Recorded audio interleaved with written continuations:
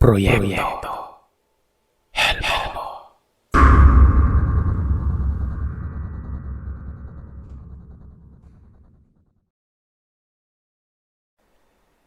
Tawagin niyo na lamang po ako sa pangalang Kenken.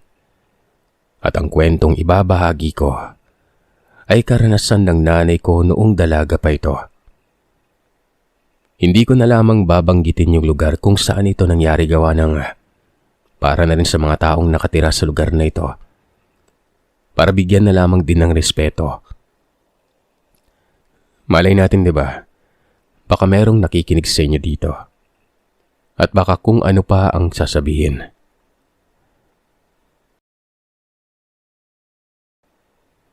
Sa taong kasalukuyan, isa ng magandang lugar na dinadayo ng mga tao itong lugar sa Capiz. Noong mga panahon na yun ay nasa 3rd year high school pa lamang yung nanay ko. Ayon sa kanya, taong 1995. Ang pangalan ni nanay ko ay itago na lamang nating Merlinda. Mga bandang 3:00 na madaling araw ay nag-iigib ito sa hindi kalayuan sa bukana ng palayan. Nag-iigib ito para sa kanyang sinasaing at para gagamitin din sa panligo. Maagang umaalis yung nanay ko papuntang eskwelahan. Siya din yung nag-aasikaso sa kanyang mga kapatid. Wala na kasi si Lolo noong mga panahon na yon. Tsaka nasa Manila si Lola.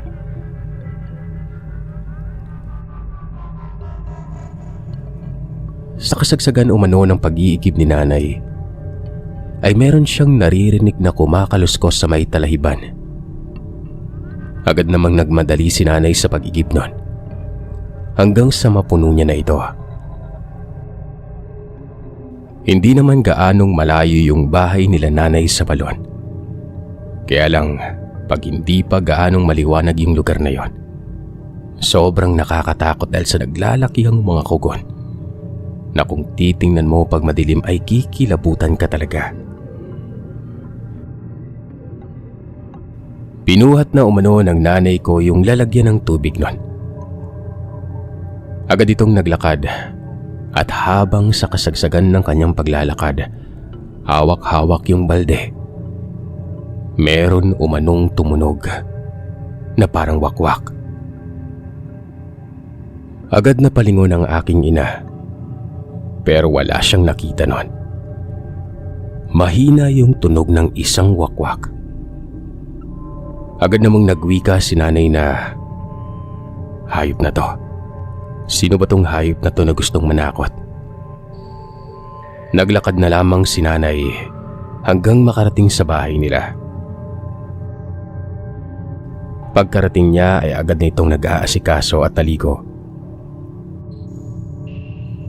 Nung magbubukang liwayway na, umalis na ito. Kasama niya ang kanyang kapatid na si Tio Richard. Si Tio Richard naman ay nag-aasikaso sa palayan. Mas matanda ng 5 taon si Tio Richard sa nanay ko. Maayos naman yung araw na yon. Naging abala si nanay sa pag-aaral. Ganon din si Tio ay abala sa pagtatanim. Mga bandang 4:00 ng hapon habang naglilinis umano si Tio ng kanyang gamit dahil kakatapos lamang nitong magpahinga. Meron siyang nakitang matandang babae na nakatingin malapit sa may balon. Para itong may sinisilip. Nagwika si Tio na, sino kaya yung matanda na yon? Parang hindi naman ito pamilyar sa akin. Agad namang nilapitan ni Tio at tinanong siyang ali na kung sino sila. Sakto naman na pagkatanong ni Tio nun. Yun naman ang pagkarating ng nanay ko galing ng eskwelahan. Nagtanong din ito sa kuya niya kung sino yon. Tinugon naman ito ng kuya niya na yun na nga din ang dahilan ng pagpunta niya para tanungin ito. Humingi ng pasensya ang matanda kung masyado umano siyang nakakaabala sa kanila. Siya umano si Inday, galing sa kabilang baryo. Gusto sana niya umanong makausap ang mga magulang nila nanay at tatay. Kaya kanina pa daw siya nakadungaw doon. Baka sakaling naroroon. Sabi naman ni nanay ay wala nga doon ang kanyang ina. Nasa Maynila at nagtatrabaho.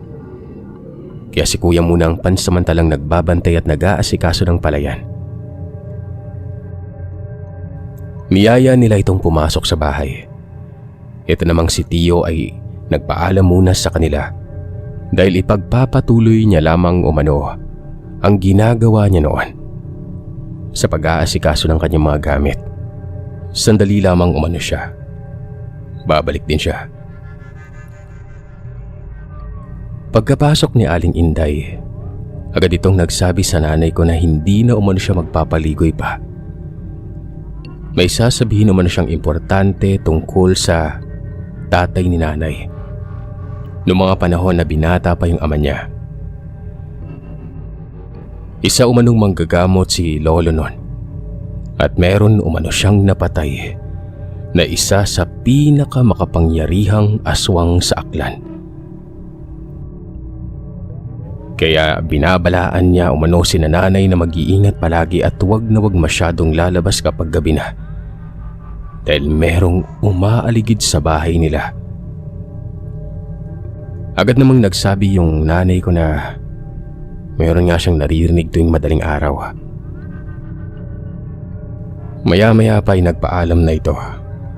Hindi na umano magtatagal ang matanda.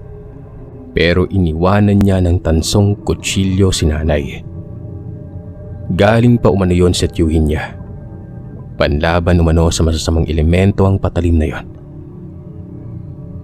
Bilang dagdag ay binigyan niya rin ng langis o lana si nanay. Para kung sakaling babalik yon ay malalaman kaagad umano ng aking ina. Maglagay pa umano ng asin sa paligid at sa bintana, lalong-lalo na sa bakuran. Hindi umano biro ang mga aswang na nagbabantay sa bahay nila nanay nun. Gusto niyang paghigantihan yung ginawa ng kanilang ama. Bago pa ito umalis ay nakasalubong ito ang tiyo ko. Pinapasok naman ito ng nanay ko para kausapin. Sinabi ni nanay lahat-lahat ng sinabi ng matanda sa kanya. Ito namang kuya niya, humingi ng pasensya kay nanay nun dahil hindi niya daw sinabi ang totoo. Tama umano ang sinabi ni Aling Inday. Isang manggagamot yung tatay nila. Inilihim ito ng kuya ni inay dahil ayaw niya itong mapahamak at ayaw malagay sa panganib. Ibinigay naman ng aking ina ang ibinigay ng matanda sa kanya. Inutusan naman siya ng kanyang kuya na isarado lahat ng bintana nun. Magsaing at magluto na ng pagkain at matulog ng maaga. Habang itong tiyuhin ko naman ay magbabantay umano.